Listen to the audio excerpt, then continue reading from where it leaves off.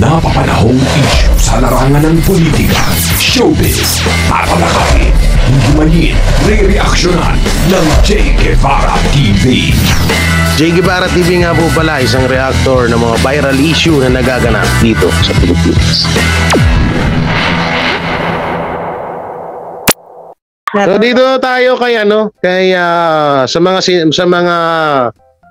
sinabi ng mga senator patungkol sa kanilang pagsuporta.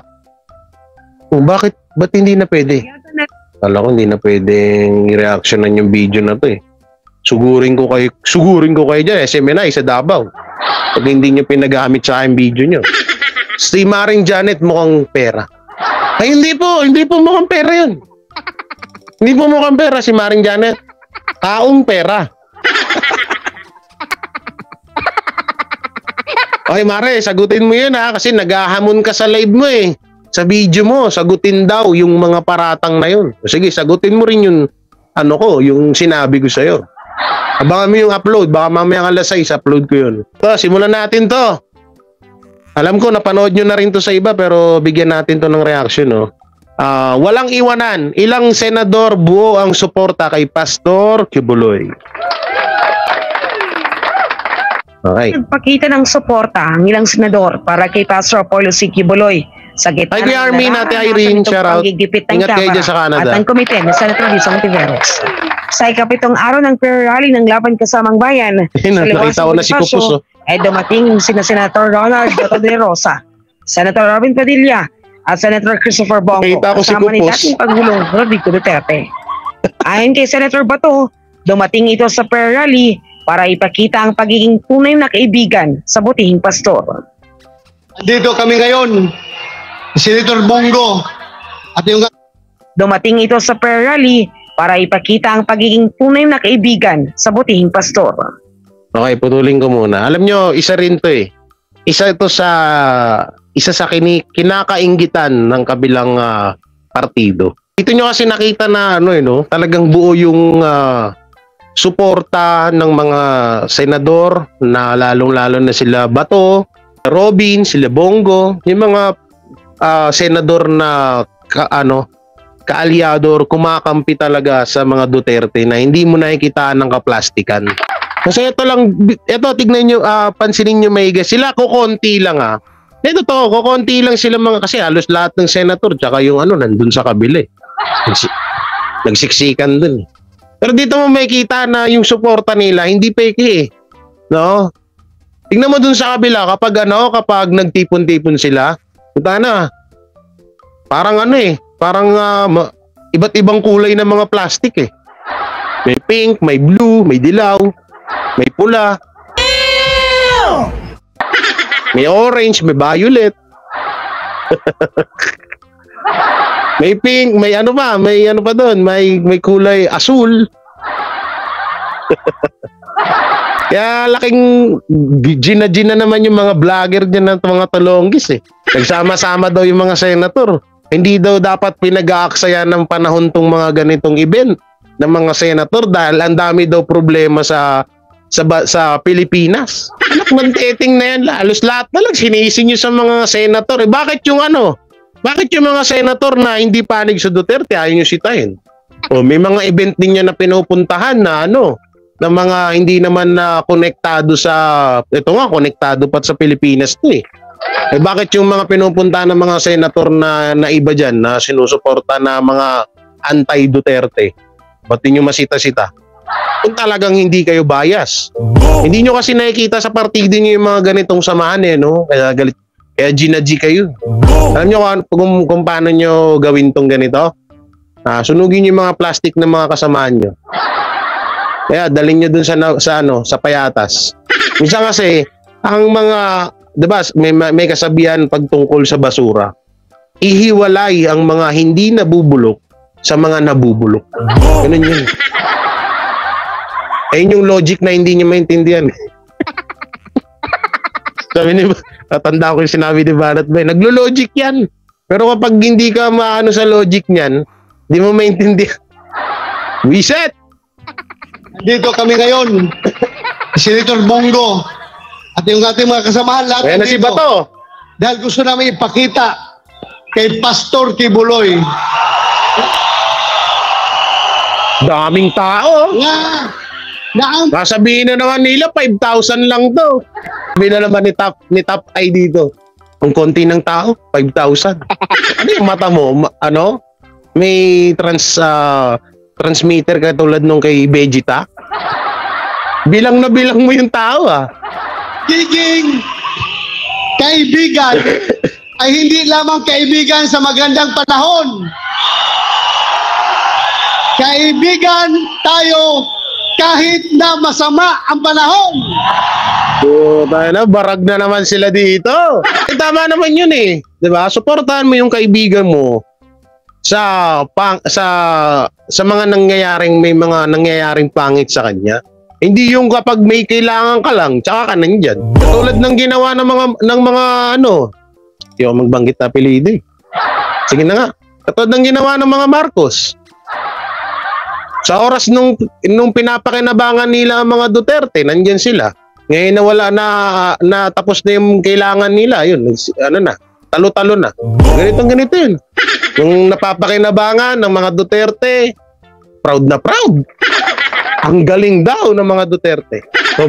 Sobrang mahal na mahal nila ang Duterte. Pero nung wala na silang mapakinabangan at nakuha na nila ang kanilang talagang minimithi at yung kanilang talagang kailangan sa mga Duterte. Ayun, si tumbling, shoot dun sa kangkungan. Yan ang hirap sa inyo eh. Dahil yung pakinabangan ng mga Duterte tas ngayon sila pa yung masama. Kung ayaw mo sa akin, ayaw ko din sa'yo. Pisting yawa ka. Andito kami para ipakita yung suporta namin kay Pastor Apollo Kibuloy. Yeah. Ay, sorry. Iyak naman ito ang suporta sa lahat ng Pilipinong nagmamahal kay dating Pangulong Duterte. Pag mahal nyo si Pangulong Duterte, mahal natin ang ating kapwa Pilipino. At gaya ng sinasabi ko noon sa inyo, ang serbisyo po sa tao, serbisyo po yan sa ating Panginoon. Mahal namin kayo ni Pangulong Duterte at sama-sama po tayo. Dito ba si Amy? Habang sa Senator Robin Padilla, inawagan naman sa taong bayan na huwag bumitiw kay Pastor Apollo na nagsakripisyo para sa bayan upang makabagsak ang CBP-NPA. Ang init eh. Kami pong dalawa ni Pastor ay naniniwala na dapat tapusin na ang armed struggle dito sa Pilipinas. Armed struggle. Katulad po ng sinabi ni Tatay Digong, ang kailangan natin sa bansang ito ay law and order. At iyan po ang ipinaglaban ni Pastor Kibuloy.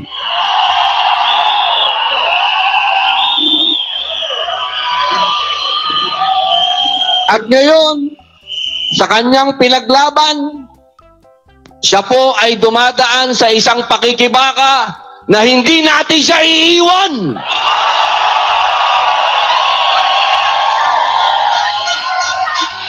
Alam nyo, ito yung pinakamasakit na part sa mga politiko. Itong napanood nila na to. Alam nyo kung bakit? Sampal sa kanila to eh. Malaking sampal sa kanila to, sa totoo lang. Kasi kadalasan sa politics, yung mga magkakaibigan dyan, nagdadamayan lang yun sa kasarapan ng buhay. Pero pagdating ng may sakunana, nagkakanya-kanya na eh. Kaya itong nangyari na to, ito yung malaking sampal sa mga politiko na napakasipsip, napaka-plastic. Kapag may kailangan lang, tsaka lang sila nandyan. Pag wala na, nga. Diba, Maring Janet? Hindi natin pwedeng iwan ang taong nagsakripisyo sa bayan.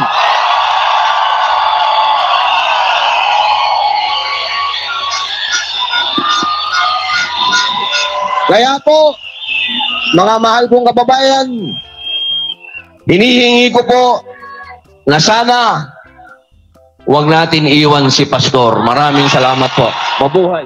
Inaasahan na sa darating pa mga prayer rally ng Laban Kasamang Bayan ay marami pang makikisa ng mga Pilipino. Para sa Diyos at Pilipino. Alam nyo, yun yung about dito sa mga sinabi ng mga senador. Ang mga binanat dito ng mga vlogger ng mga alien dyan. Ano daw, parang para daw pinupush ng mga senator na yung mga tao daw ay lumaban sa ating gobyerno.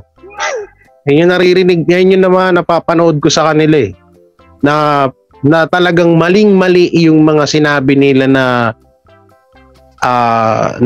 parang pinupush ng mga senator. Katulad nito nila Bato, nila Robin, nila Bongo, nila kung sino pa yung mga senador na mga nandun. No, yun po ay napakamali po yung mga pinagsasabi niyan. Unang-una, kontrolado ba ng mga senator ang pag-iisip ng mga Pilipino na mga nandun sa prayer rally na yon? Hindi, di ba? Paano nyo nasabi na pinupush ng mga senator, ng mga senador, lalo na to daw ni former President Rodrigo Duterte, na pinupush niya yung mga tao na lumaban sa ating gobyerno? Nyo, wala namang ganun eh. Kayo lang nag-iisip nun. Ang hirap sa inyo, masyado kayong takot. Alam nyo, yung mga gawain nyo, wag nyong ikumpara sa ginagawa nila.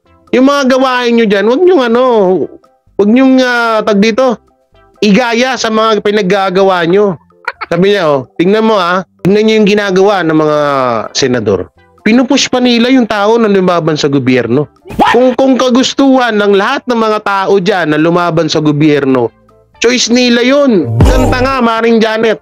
At sa 10 na mga vlogger mo na halos magkakamukha lang kayo dyan. Ganta nga ha. Alam ko hindi ka tanga. Nasilaw ka lang talaga sa pera. Mga pagsalita kayo, kala nyo napaka-perfecto nyo. Paano mo nalaman yun na pinupush nila former President Duterte at ng mga senador na lumaban sa gobyerno yung mga tao? Ikaw ba siya, Professor X, para malaman mo yung nasa isip nila? Nandun sila para damayan ang kanilang kaibigan na si Pastor Apollo Kibuloy, na para ipakita yung suporta nila doon sa kaibigan nila, na isa rin na napakalaking naging parte din na nagawa dito sa Pilipinas. No, hindi sila pumunta doon para mag-provoke or para isaksak sa kaisipan ng bawat Pilipino na mga nandun sa prayer rally na yon, na para isipin ng mga Pilipino na, oy, sige, labanan niyo yung gobyerno. Hindi ganon. Ang hirap kasi sa inyo, puta na, puro kayo tawa, wala kayo utak eh. Na-high blood na naman ako dito sa mga putang inan to. Kaya nagbabawas ako ng kanin. Ako talaga magmura eh. Naririnig ng mga kapatid ko dun eh. Kaya kasi itong mga hype na itong tatangay. Bubobo nyo eh. Turingan ng mga lalaki ng mga followers nyo. Pinapakain nyo ng basura ng mga basurang content nyo yung mga followers nyo. Provoke daw para daw lumaban sa gobyerno. Kung lumaban man sa gobyerno yung mga mamamayan na nandun at mga supporters ng mga Duterte, mga solid supporters ng Duterte, choice nila yon, kagustuhan nila yon. O bakit ikaw? Bagay, ikaw nga pala, sunod-sunuran ka. Sorry, nakalimutan ko na. Kaya pala ganyan ang iniisip mo. Dahil ganyan ang ginagawa mo ngayon. Sorry, nakalimutan ko naman. Sorry na, Mare. Maring Janet, sorry.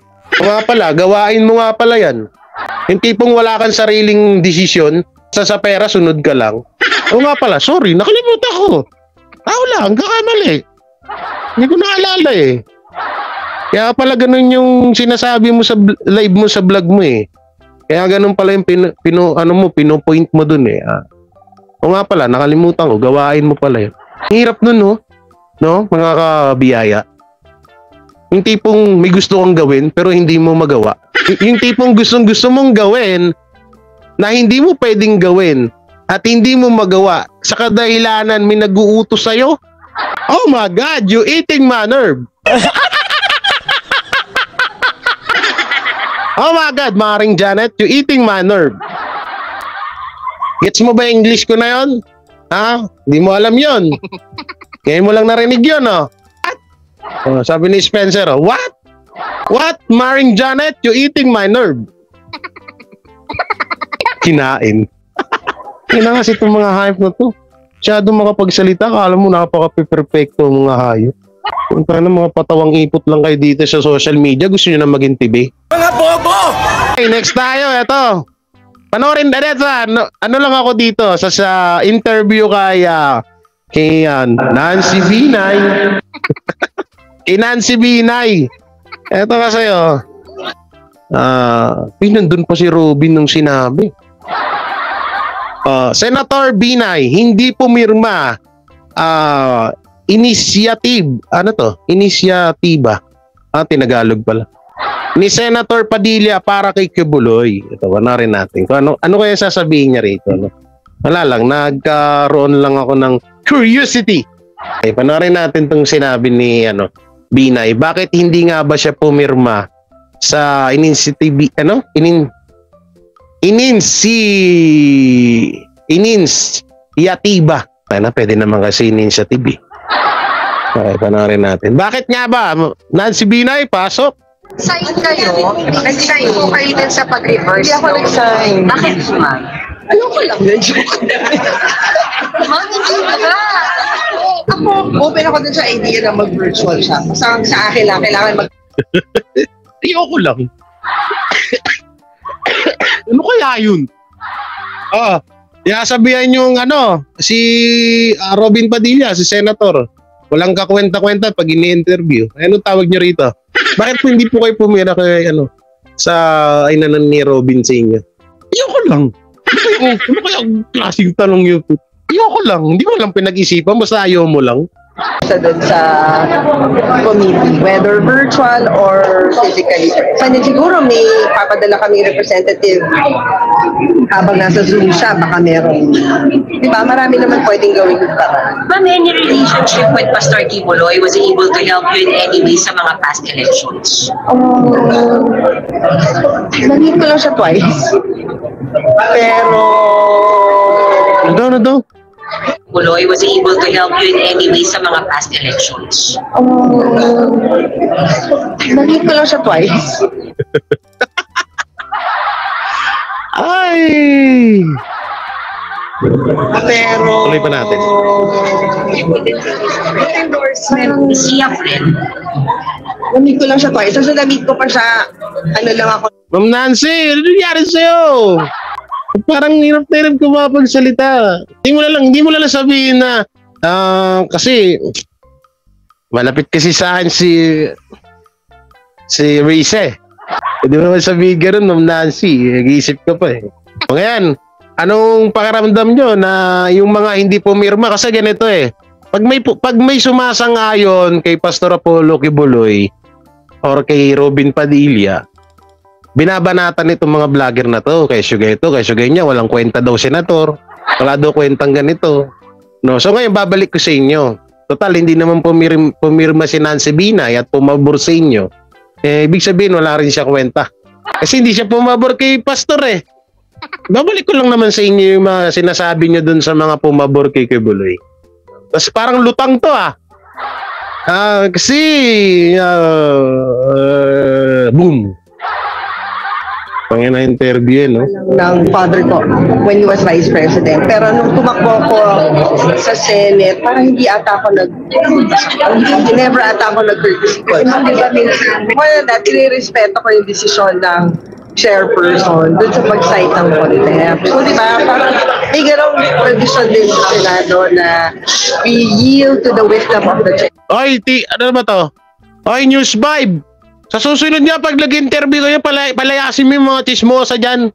Hindi ko maintindihan yung sinasabi ni Nancy Binay eh. Interview kayo, daming chismoso sa kapaligiran, no? Di tuloy marinig yung interview nyo. Sayang oras namin dito ng mga chismoso, oh. May naintindihan ba kayo? Ang ingay eh. Parang nasa palengke eh. Dismission doon mga senator yung nasa likod, oh. Akala ko nga si Senator Robin Padilla yun, hindi pala. Ang ingay eh. Ay, sino naman? Sa susunod. Nagre-report na nga lang kayo eh. Pinagalitan yung network eh. No? Oo, sayang ano namin dito. Ay, kinabang na nga lang kami sa mga video nyo eh. Ayaw nyo pang ayusin eh. Ang ingay kaya, ulitin na lang natin. Relationship with Pastor Kibuloy, was he able to help you in any way sa mga past elections? Hina pa ng boses. Nag-meet ko lang siya twice. Ang surprise. Pero, Endorsement, is he a friend?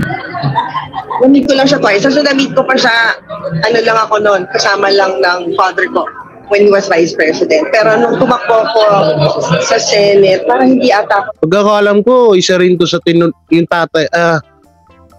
Eto ba o yung si ay nga pala kasabay pala ni Tatay Digong tumakbo yung tatay pala nito.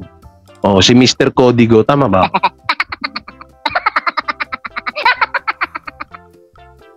Ang ingay, hindi ko marinig. So, pero pagkakaalam ko, isa rin to sa sinuportahan ni Pastor eh. No? Yung tumakbo to ng yung tumakbo to ng senator. Ano daw? Never ata ako nag-courtesy call. More than that, kinirespeto ko yung desisyon ng chairperson dun sa pag-cite ng contempt. So, di ba, may ganong tradisyon din sa Senado na we yield to the wisdom of the chairperson. Puta na, sinasaway na kayo. Ayaw pa magsi. Ang ingay pala dyan, no? Kala ko sa dito lang sa atin daming chismoso.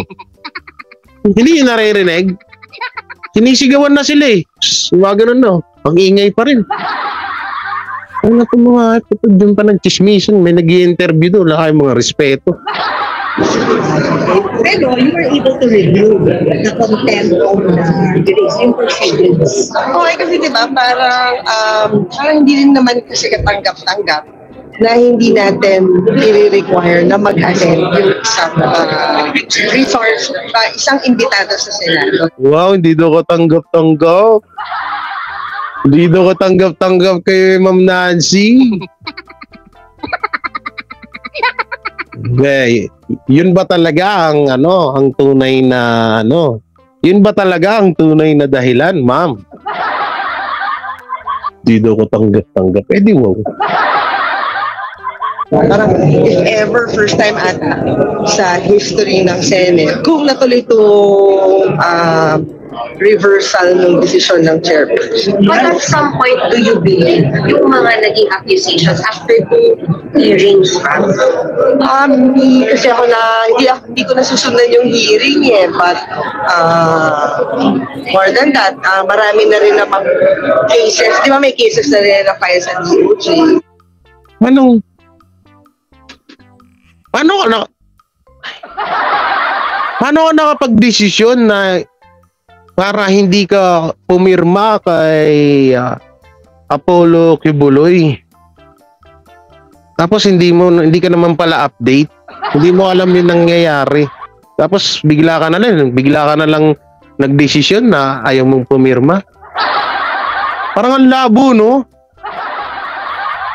Ano pong nyo sa dalawang hindi po ako nakaka-update po sa dalawang hearing. Tama, isa ka dyan sa kabilang ka dyan, tapos wala kang update.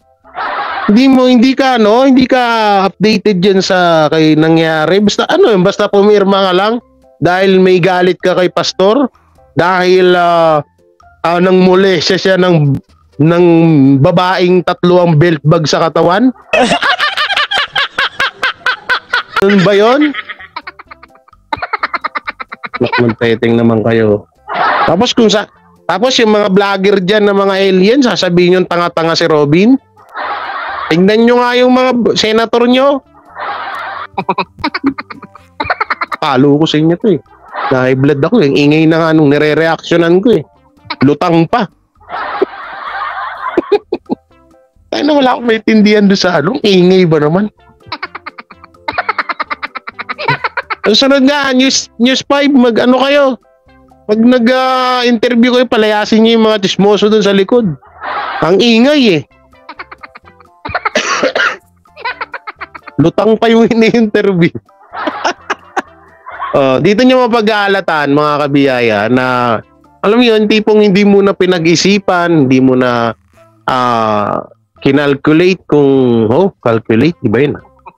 Hindi mo na, alam mo, hindi niya muna inano na, hindi niya muna pinagbalanse kung may kasalanan ba talaga, kung wala, na kung pwede naman talagang kampihan si Pastor Apollo Kibuloy, kung tama ba yung sinasabi ni Robin, at kung tama ba yung desisyon ni Senator Robin Padilla na kumampi kay Pastor Apollo Kibuloy. Parang hindi man lang nila pinag-isipan na, liwanag sa live niya sa interview kahit maingay, oh. Hindi daw siya updated. Ano yun, nag-ano ka lang nung pagbigay sa'yo, pag-request sa'yo ni Senator Robin Padilla na pumirma ka, sasabihin mo, ano? Sige, hindi ako pipirma dyan kasi galit ako, eh. Kasi parang ganun yung lumalabas, eh. Hindi niya, ay, ang hirap sa mga ganitong ano. Sabagay, yan nyo na nga to.